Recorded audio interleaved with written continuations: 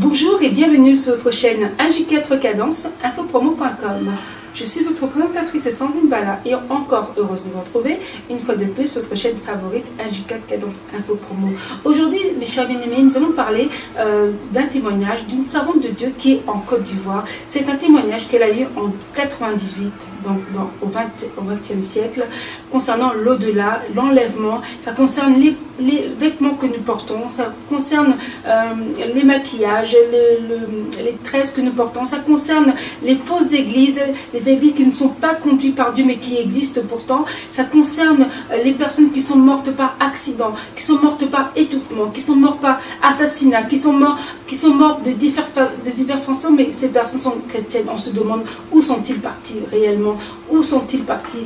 Et aujourd'hui, mes chers bien-aimés, nous avons la réponse. Moi, en écoutant ces témoignages, je vous dis sincèrement, j'ai eu la réponse à toutes les interrogations que je me posais. Et aujourd'hui, je vous invite vraiment à suivre ces témoignages qui seront en plusieurs parties, mais c'est pour votre édification. Ce témoignage va vous renouveler. C'est le témoignage véridique qui a commencé avant le témoignage de Angelica Zambrano. Ça a commencé déjà depuis 98. Tous les témoignages qui sont passés après sont des confirmations. Mais j'aimerais partager cet apport que j'ai eu, cette consolation, cette édification que j'ai eue pour vous, afin que vous aussi vous soyez édifiés et de grandir encore, de vous attacher encore plus au Seigneur, qui est le seul chemin qui mène jusqu'au ciel. Que le Seigneur soit béni. Suivez ce témoignage, c'est en plusieurs parties, et je vous laisse vous régaler avec le Seigneur Saint-Esprit, Dieu le Père, Dieu le Fils. À très bientôt.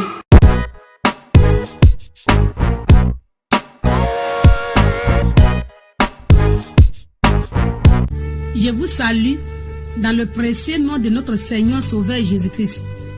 Avant de vous rendre le témoignage, je remercie du plus profond de mon cœur l'Éternel Dieu de m'avoir fait encore cette grâce de me faire remonter au plus haut sommet pour me permettre de découvrir là où il fait sa demeure depuis la fondation du monde jusqu'à aujourd'hui avec son équipe avant d'être dans le ciel où il régnera avec les vrais élus.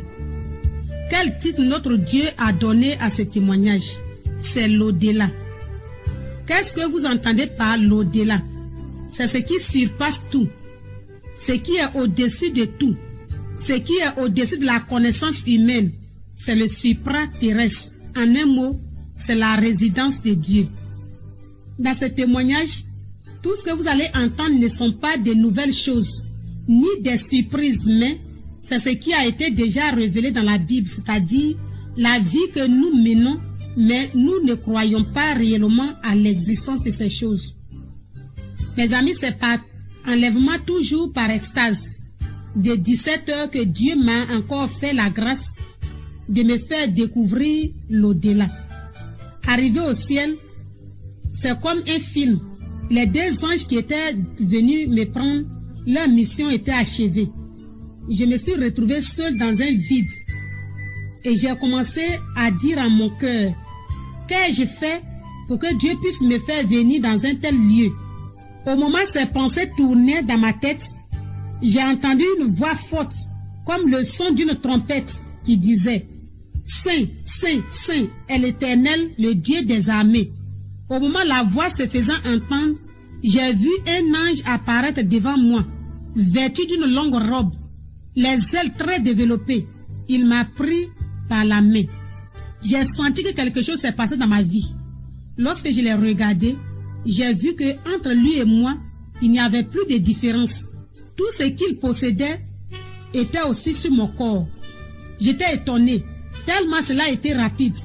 Et j'ai entendu à nouveau une voix forte qui disait, « Tu es maintenant digne d'entrer dans ce lieu 3 fois. » L'ange qui était avec moi a disparu. Et j'ai vu une grande ouverture.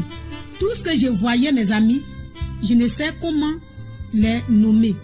J'ai vu de l'or dans le ciel, mais ce que je suis en train de vous parler, C'est très différent de ce que j'ai vu dans le ciel.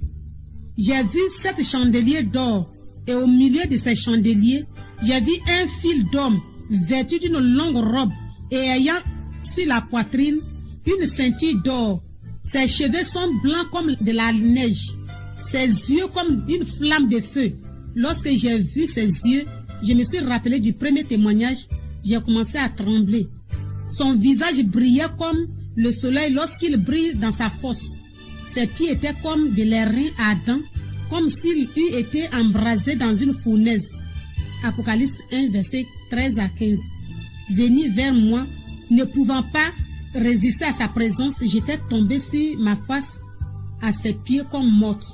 J'ai senti une main sur ma tête et une voix me disait, « Lève-toi, je ne t'ai pas envoyé dans ce lieu pour te détruire, mais c'est pour accomplir une mission à cause de l'incrédulité de tes frères et sœurs. » Et il a continué pour me dire, « Je suis le premier et le dernier. Je suis la porte. » Jean 10, verset 9. Le seul qui a reçu le pouvoir de te faire entrer dans ce lieu et de te faire sortir. Je suis celui qui tient les clés de la mort et du séjour des morts. Je suis Jésus que vous avez crucifié.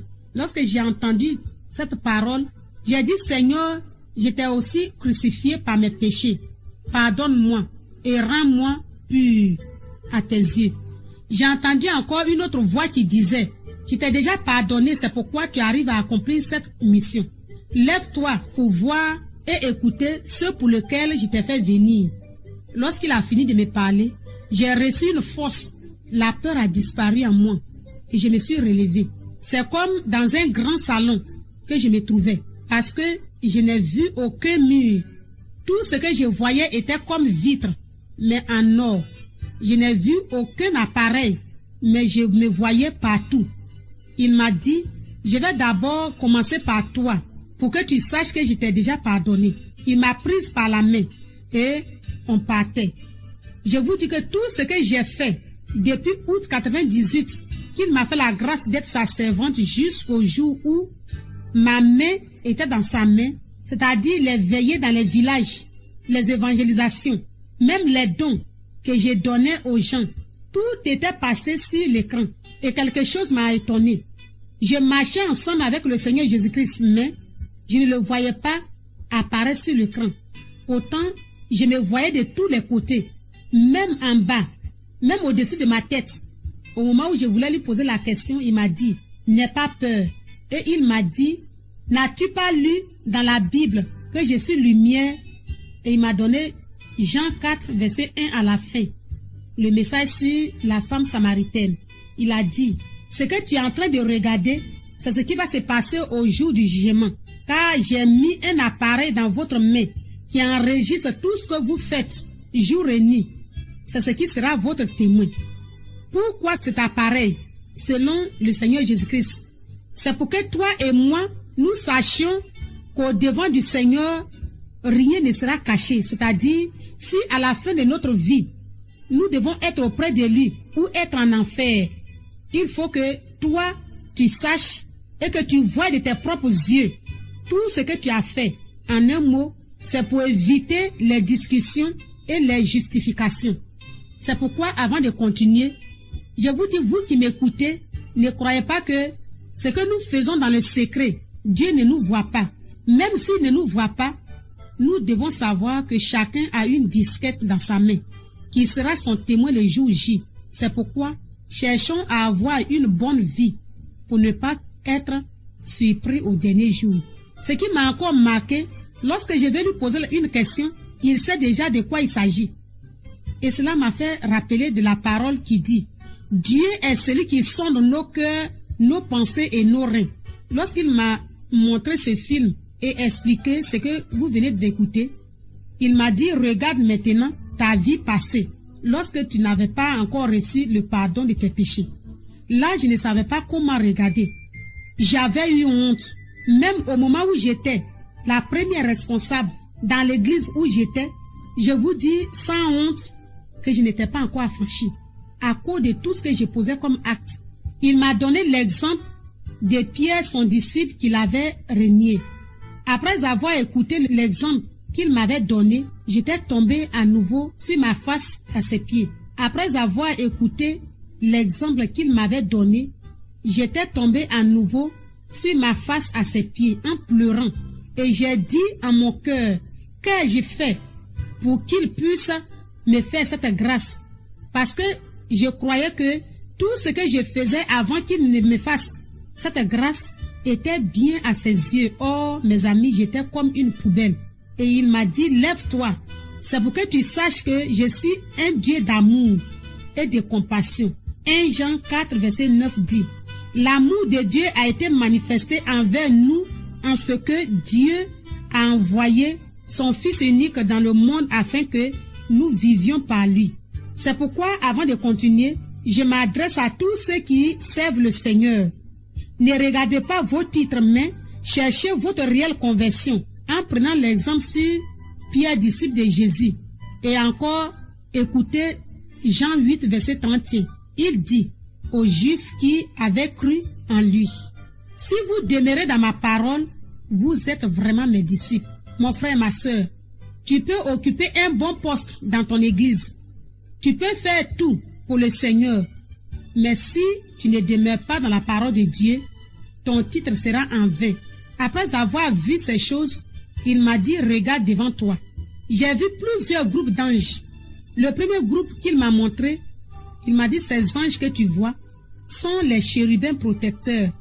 C'est eux qui descendent chaque jour pour vous garder. Ces anges sont habillés comme les bataillons, munis d'une épée à 2 tranchants. Et juste à côté d'eux, il m'a montré une grande échelle qui est appuyée sur la terre et son sommet touchait au ciel. Je voyais des anges qui montaient et qui descendaient. Genèse 28, verset 11 à 12. Pour que je sois convaincu, au moment où il me parlait, il m'a dit, regarde ta maison. J'ai vu plusieurs anges qui avaient chacun une épée dans la main, qui gardaient ma maison. Et il m'a montré plusieurs autres maisons de ceux qui font sa volonté. Ces anges aussi gardaient leur maison. Là, j'étais vraiment dans la joie. C'est pour vous dire que celui qui fait réellement la volonté de Dieu, celui-là ne doit pas craindre l'ennemi, car Dieu chaque jour envoie des anges pour nous garder. Lorsque nous avons dépassé ce groupe, il m'a dit, regarde à ta gauche. Mes amis, ce côté, je ne pouvais pas regarder ce qu'il me montrait, non plus définir, parce que ces choses avaient tout sur eux, très nombreux. C'est dans l'au-delà que j'ai vraiment vu le vrai visage des démons et la vraie forme de ces mauvais esprits.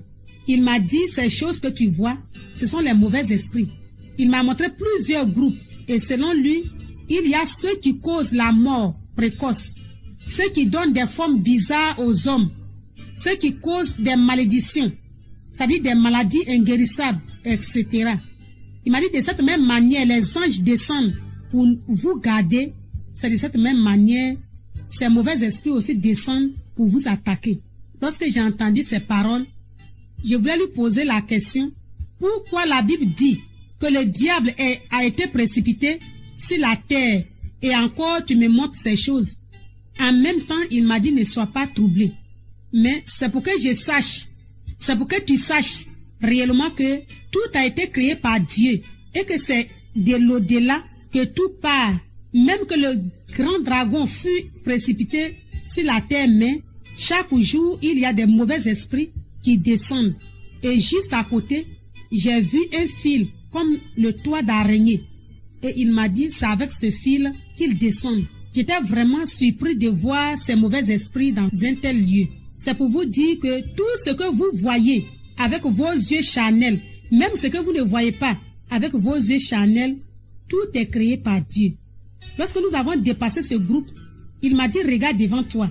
J'ai vu un monde fou. Il m'a dit, tout ce que tu vois, c'est ceux qui sont destinés pour aller en mission sur la terre, c'est-à-dire ceux qui doivent aller vivre sur la terre. D'abord, j'étais étonné parce que je n'ai vu aucun enfant parmi ce groupe. Aucun bagage était avec eux. Ils étaient tous des anges. Au moment où je voulais lui poser la question, en même temps, il a pris la parole pour me dire, de cette même manière sur la terre, pour envoyer quelqu'un en mission, nous ne choisissons pas un enfant pour envoyer en mission de cette même manière.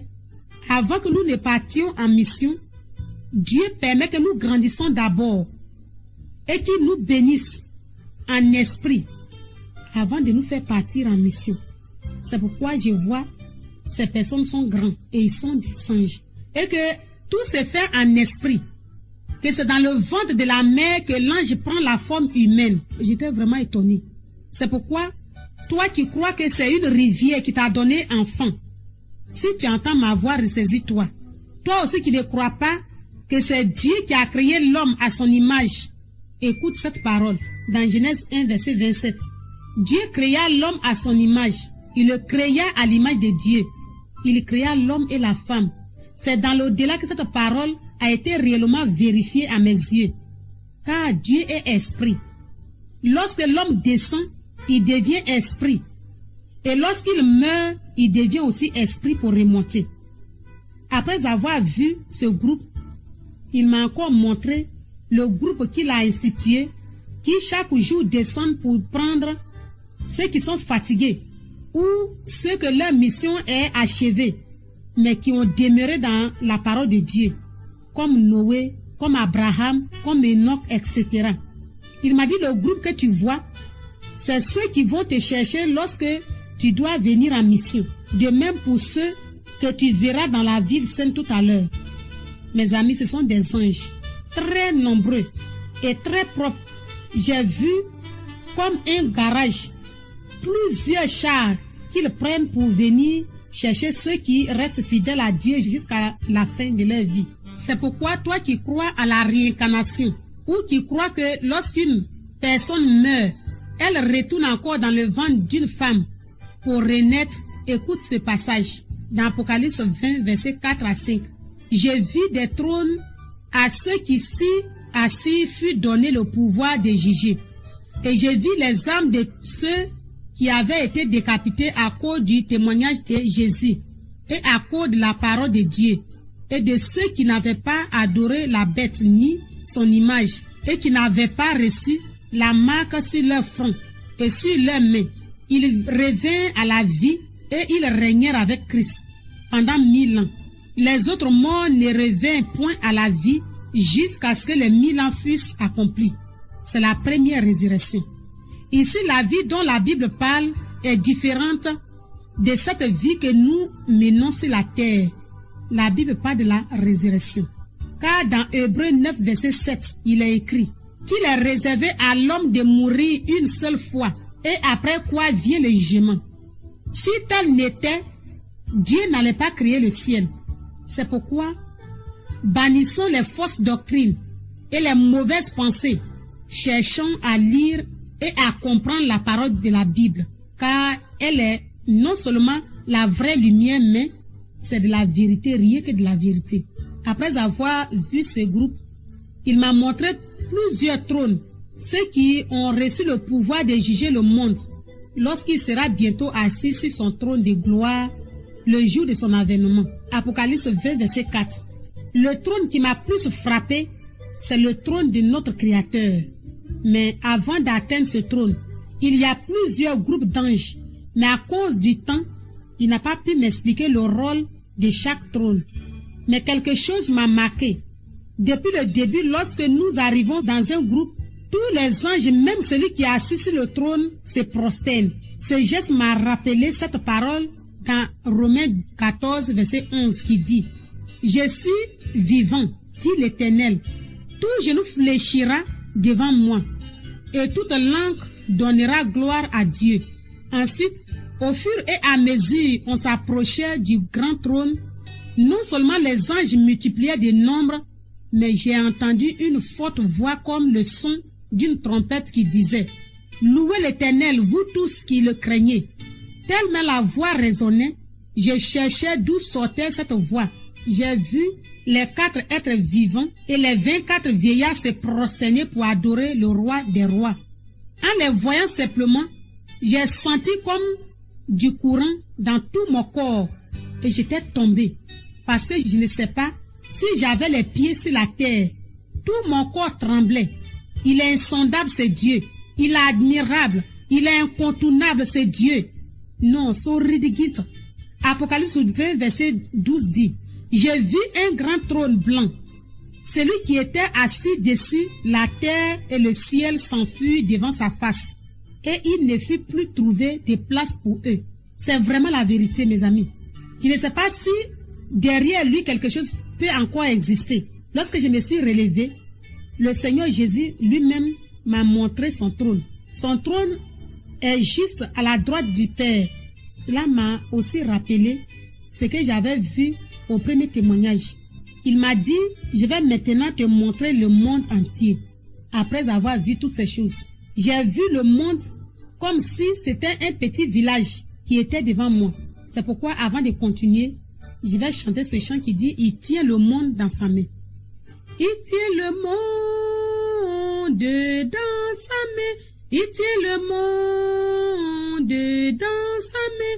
Il tient le monde dans sa main. Jésus tient le monde dans sa main. Il tient le soleil et la lune dans sa main. Il tient le soleil et la lune dans sa main. Il tient le soleil et la lune dans sa main. Jésus tient le monde dans sa main.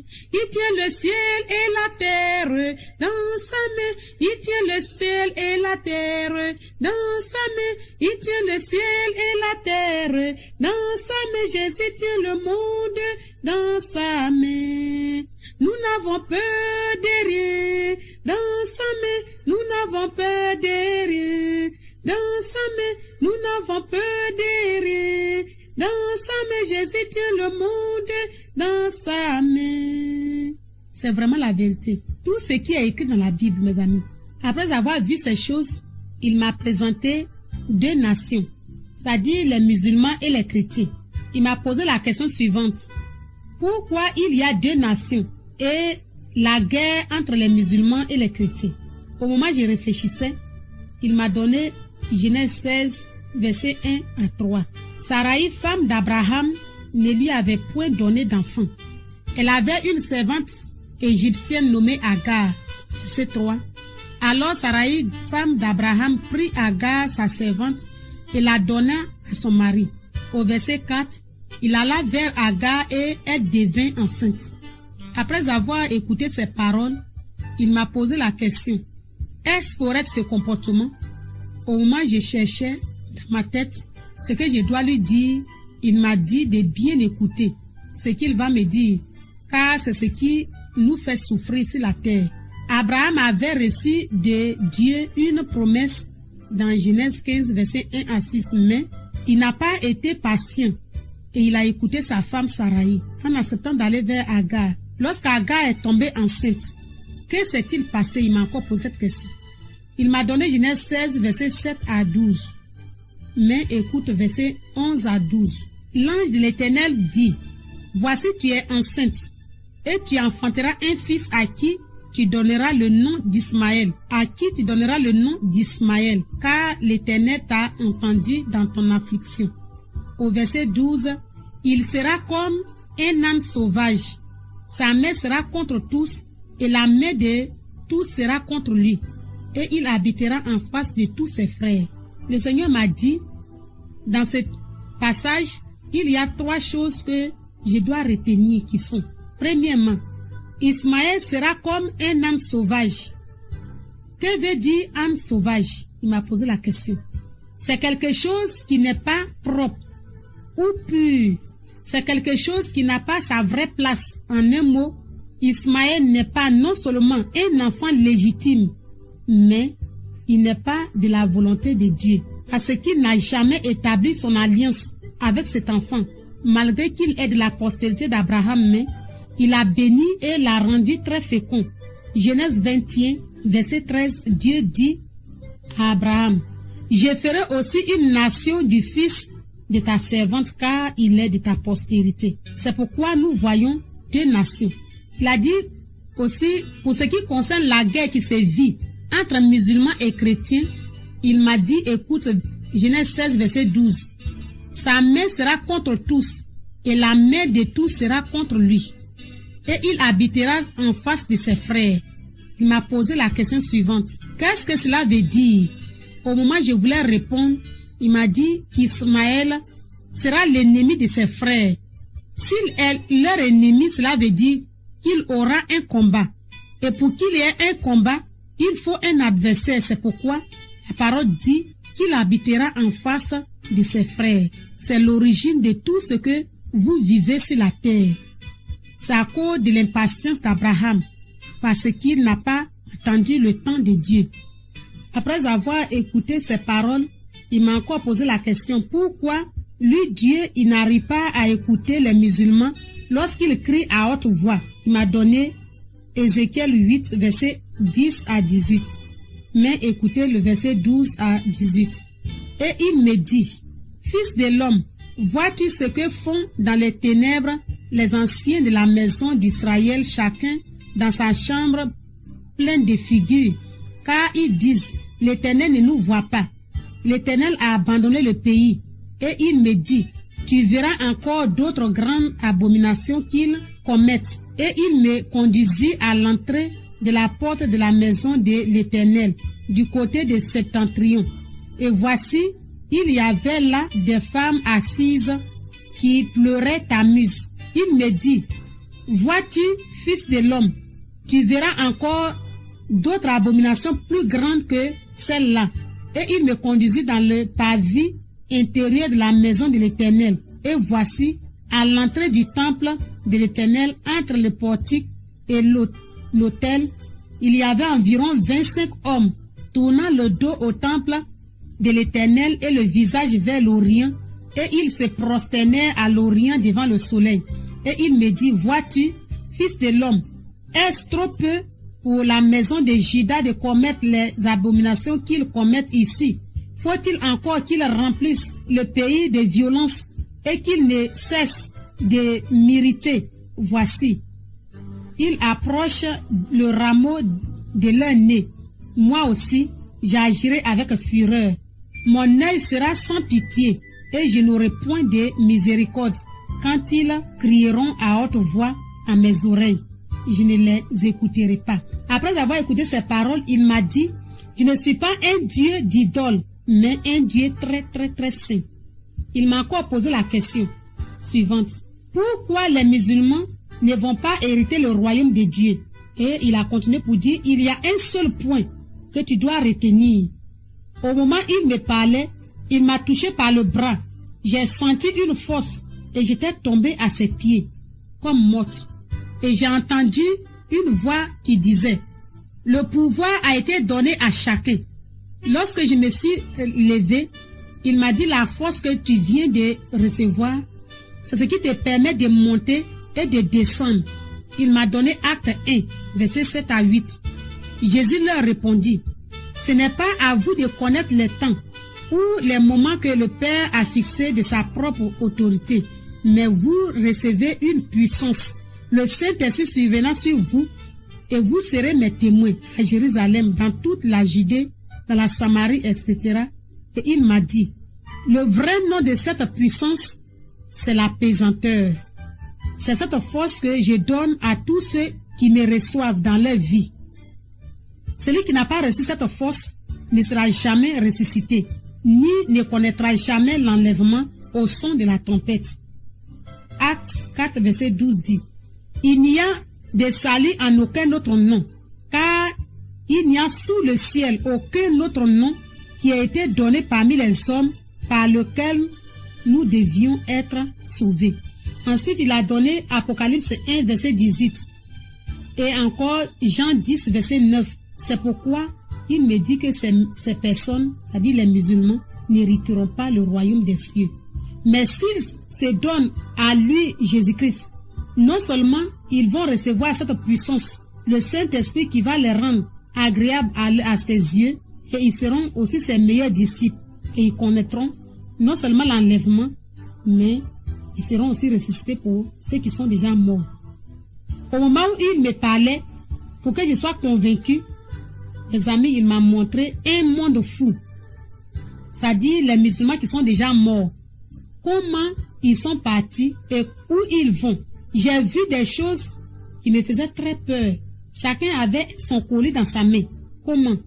C'est-à-dire si, étant sur la terre, tu as égorgé 10 personnes avec un seul couteau, pour qu'on sache que tu as égorgé 10 personnes, cette personne tient 10 couteaux dans sa main, ainsi de suite. Personne n'était libre. C'est-à-dire, toutes les mains étaient occupées. Je vous dis que je voyais des coris, des colas, des fils. Non, je ne pouvais pas les regarder. Et j'ai dit à mon cœur, Seigneur, tu ne vas pas abandonner tout ce monde dans l'enfer. Et il m'a dit, c'est pourquoi je t'ai fait venir pour que tu puisses aller témoigner. Ensuite, il m'a montré où ces personnes sont. Mes amis, c'est dans le gros trou. J'ai commencé à pleurer. C'est pourquoi, si tu as un parent qui est musulman, mon frère, ma soeur, ne l'abandonne pas. Va vers lui, prêche-lui l'évangile. Tire-le du ténèbre pour venir à la lumière. Sinon, ce que mes yeux ont vu, vraiment, c'est très dangereux. Après avoir écouté toutes ces choses, c'était comme un film. Je me suis retrouvée seule au point de départ. Mon frère, ma soeur, ce que tu viens d'écouter, c'est le message sur l'au-delà. Ce lieu est vraiment au-dessus de tous les lieux. Je ne sais pas comment décrire tout ce que mes yeux ont vu dans ce lieu. Mais ce que toi et moi doivent retenir dans l'au-delà, celui qui a reçu le pouvoir de faire entrer et de faire sortir, c'est Jésus-Christ seul. Or, dans le ciel, ce sont les anges qui me font entrer là où je dois entrer selon ce qu'ils ont reçu de la part du Seigneur. Mais dans l'au-delà, c'était le contraire. Et c'est là-bas que cette parole, dans Jean 10, verset 9, qui a dit, je suis la porte. C'est là-bas que j'ai vu vraiment l'accomplissement de cette parole. C'est pourquoi, toi qui crois que Dieu n'a pas une demeure, si tu entends ma voix, ressaisis-toi. Sa vraie demeure, c'est l'au-delà. Que Dieu vous bénisse.